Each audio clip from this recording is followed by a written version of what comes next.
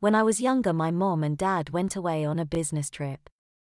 Since they could not take me with them, Mom asked a friend if I could stay with her until they returned. The friend said yes, and I was taken to her home. The friend was a little younger than my mom and very attractive. She was not yet married and lived alone. It would be fun to have a youngster around the house, she said to Mom. However, boys of my age group, Mom assured her, often got themselves into trouble.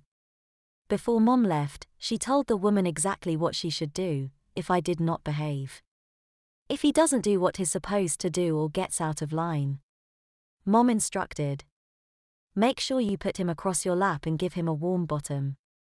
The woman giggled at this and smiled at me. I assumed nothing of the kind would actually happen. However, I quickly discovered how very wrong my thinking was. Things went fine for the first few days, without even a threat or scolding. However, I began to fall into my usual routine of doing as I pleased and getting away with as much as I could. I was soon to find out that my mother's friend was not a pushover.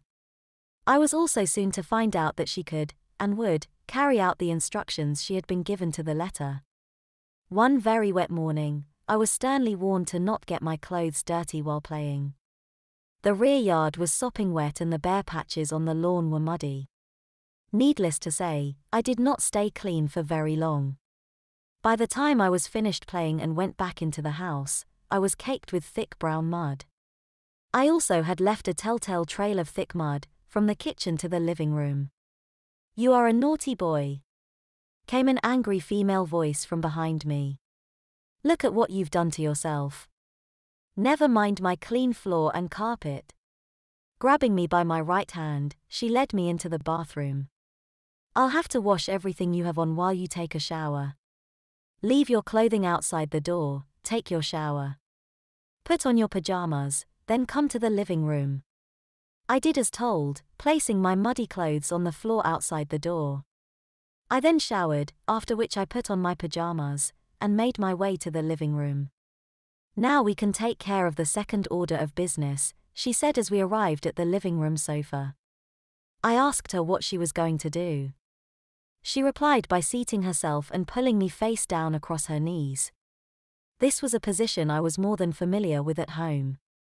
However, I was used to Mom doing it, not a complete stranger. I became quite contrite, hoping to beg my way out of my just desserts. But Mom's friend was not buying into that.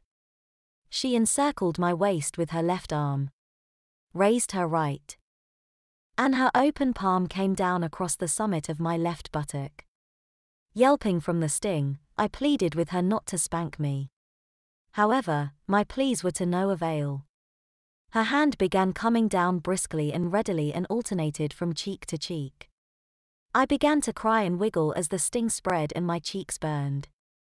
Each spank was a white-hot needle. There was no escape. I can't say for sure just how many spanks I received that day. But it seemed to go on forever. Finally, I just lay there taking them, gritting my teeth. I promised I would never disobey her again. Then it was over. The last spank fell.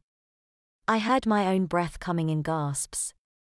She left me there over her lap for a minute, then helped me back to my feet. Then I was hustled into a corner. There I stood for a while, to ponder on what I had done. She did not tell Mom she had spanked me. She feared Mom might spank me again if she reported the incident. She explained that I had been spanked for my misdeed, and the case was closed.